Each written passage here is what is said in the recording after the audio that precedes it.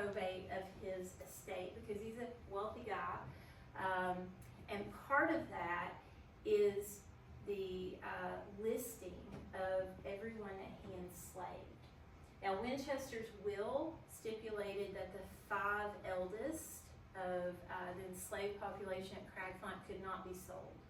But everyone else, about 26 men, women, and children, could be sold to settle his debts.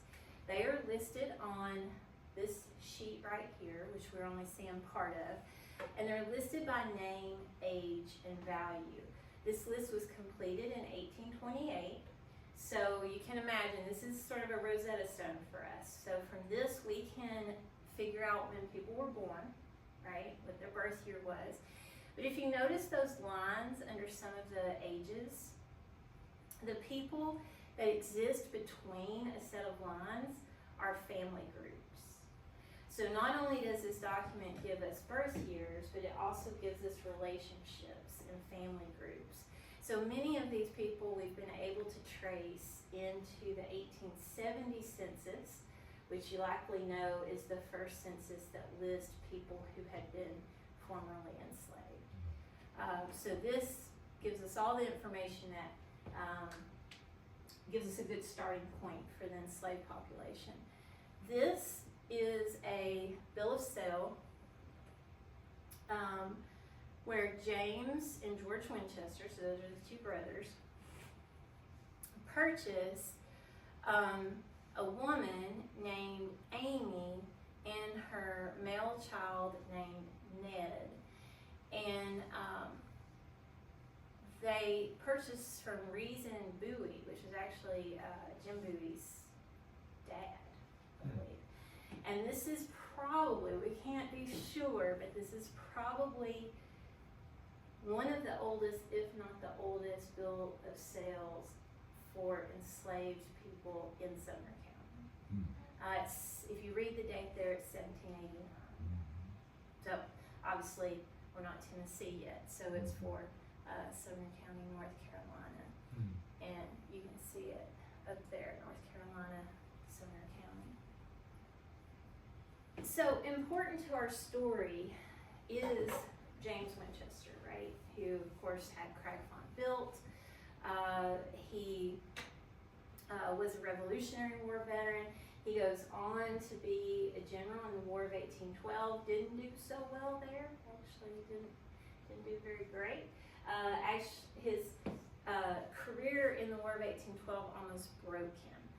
He had a military disaster at the Battle of Frenchtown, a surrender, and a subsequent massacre. He was a prisoner of war during the War of 1812 as well. And so if you think about his career in the War of 1812, it's sort of the exact opposite of someone like Andrew Jackson. Winchester was 60 years old when he signed up to be a general for the War of 1812. So he did this at a time when he was super wealthy. He has Cairo he's working on, he has Memphis he's working on, and all these many businesses. So after the War of 1812, Winchester comes back, lives a pretty quiet life, just sort of managing all of his wealth, and again passes away in 1826. But this doesn't end the Winchester story at Cragfont, because James' wife, Susan Winchester, who you remember was much, much younger than him, inherits Cragfont. It becomes hers. She's actually the owner of it. And so she lives there with her minor children, the youngest of which is just 4 years old, raises her children there. And later on, when we enter another war, the Civil War, Susan would be living at Cragfont with her youngest son, George, who was in his early 40s at this point, George's wife, and George's children. So there were about 5 children at the time. So we have the Winchesters continuing on here at Cragfont with the matriarch Susan. Now Susan passed away in 1864. She was probably about 90 years old, so she had seen a lot in her life. But there's another story at Cragfont, one that is a little bit harder to dig out than Susan's, and that is the story of Delphi. So Delphi was enslaved at Cragfont. She actually appears on that probate record. Let's see. I think Delphi's just cut off there, but she's down towards the bottom. And Delphi appears on the probate record. She's age 21, and she's valued at $300.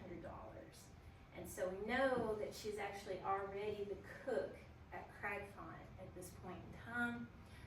And she would remain the cook there until just shortly after Susan Winchester's death.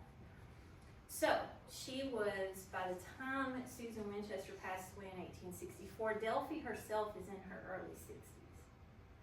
She's been the cook at Cragfont so long that the Winchesters refer to her just as the old cook. Delphi, this is an image of the kitchen here. That's the doorway to the kitchen there. The kitchen at Cragfont is actually attached, as is the smokehouse, which is quite unusual. The smokehouse is right next door to the kitchen here. The kitchen floor is a stone floor. It's a flagstone floor. And over here on the side, you can just sort of see there's a mortar and pestle over there on the far side. That is an original piece. And believe it or not, we actually know what Delphi used it for because the Winchesters wrote about it. Now that's really unusual to not only have an artifact that an enslaved person used, but to have evidence of how they used it. So Delphi is written about using the mortar and pestle to grind sugar and to grind coffee. She would take enough coffee for a week's worth. They used a brand called Old Government Java. They would order it in 100-pound bags. It would come as green coffee beans.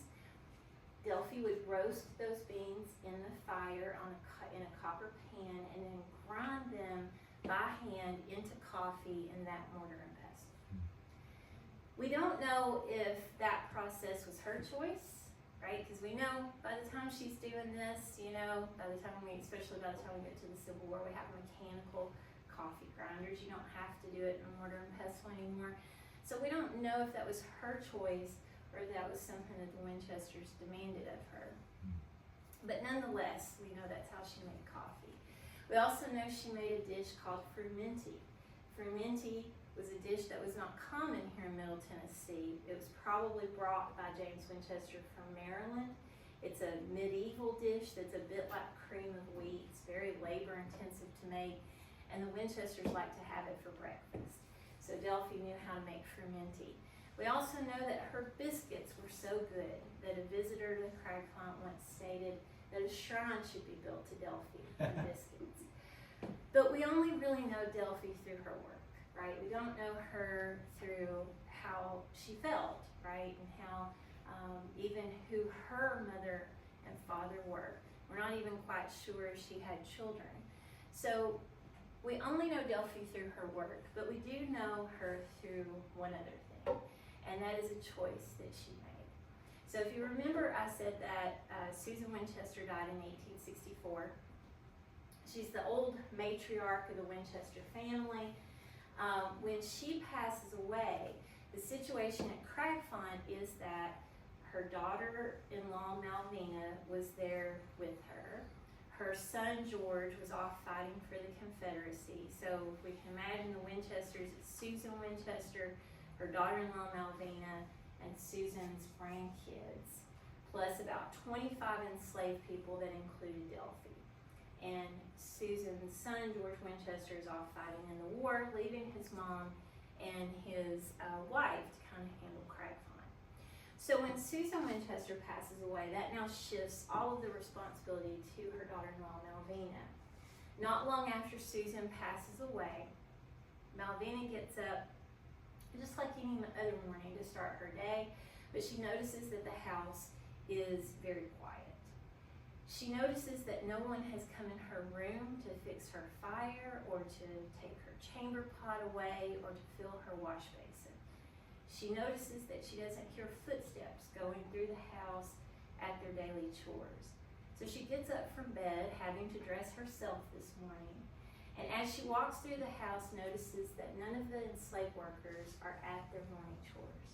So she heads down to the kitchen, into this room, where she's sure to find the old cook Delphi.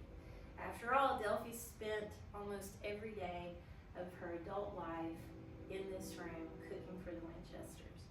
When she arrives in this room, she finds that not only is Delphi not there, but the fire in the hearth has went out, something that she's likely never seen before.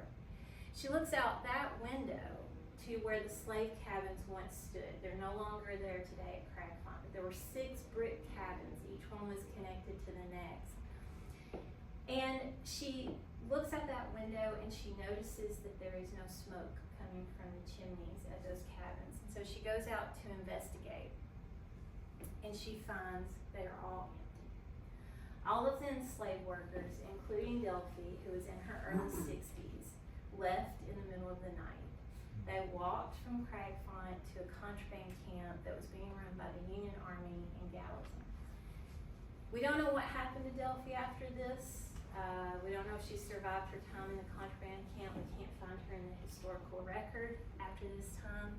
But what we do know is that Delphi made the decision to leave everything that she'd likely ever known that night with the rest of the enslaved workers at Cragfont. None of them ever came back to Cragfont. So this is the story we end with when you come and take a tour with us. And as you can tell, that's a pretty powerful story to end with, right? The steps here that you see going up lead to a loft. That loft is only about 3.5 feet tall. That was Delphi's sleeping space. She lived in this kitchen, right? And she slept in that loft above. If you come and visit Cragfont, you'll notice on the door frame leading into the kitchen that the trim has been deeply worn away by hands holding onto the door as they stepped inside and outside, which we can only imagine were probably Delphi's hands many times. Now, this is another story. Oops, let me go back. Okay, so here we see right about in the middle of the page, you see the name Sandy. Sandy is 6 years old, and he's valued at $160. Okay, keep that in mind. This is Sandy. So if you're familiar with the federal cemetery, the military cemetery that's in Madison and Nashville, Sandy is buried there. You'll notice his name on his tombstone is actually Sandy Freeman, not Sandy Winchester. So Sandy was born into slavery at Cragfont. We see him on the probate record, but we kind of lose him in the historical record until he enlists in the United States Army as part of the USCT. He enlists in August of 1863. Now recently, David and I, we were at the National Archives, and we found some pretty cool stuff. We found Sandy's story. What we found is that Sandy was inherited by one of James and Susan's children. His name was Valerius. Valerius was actually a professor at the University of Nashville, which would later kind of become Vanderbilt University. Valerius died pretty young, and his wife then inherited Sandy. So Sandy lived in Nashville. He married a woman there named Sarah. Sarah was enslaved by a neighboring family, and Sandy was at some point sold to a gentleman by the last name of Freeman. Sarah and Sandy had a child together, Sandy Jr., but unfortunately circumstances tore them apart. Sarah was sold away to a slave trader, and she spent the next 10 years being sold from plantation to plantation, slave trader to slave trader. By the time we get to the Civil War, Sarah finally found herself in the company of the Union Army. The Union Army, actually, there's some Union soldiers that kind of take her in, help her, get her reunited with her son, Sandy Jr., and they try to get her back to Nashville to reunite with her husband, Sandy. Unfortunately, by the time she got to Nashville, Sandy had died. He died of disease in Hospital 16 in Nashville. But his son, Sandy Jr., would go on to be a Buffalo soldier. Unfortunately, Sandy Jr. was killed by one of his fellow servicemen in the line of duty. So David and I found an incredible wealth of information about Sandy and Sarah and Sandy Jr. And we're going to be sharing this over the next coming year or so because we're so excited about it. And this page, this is part of a letter that Sandy sent to Sarah. He was a porter at a store, and he had the clerk at that store write this letter for him. So that's not actually his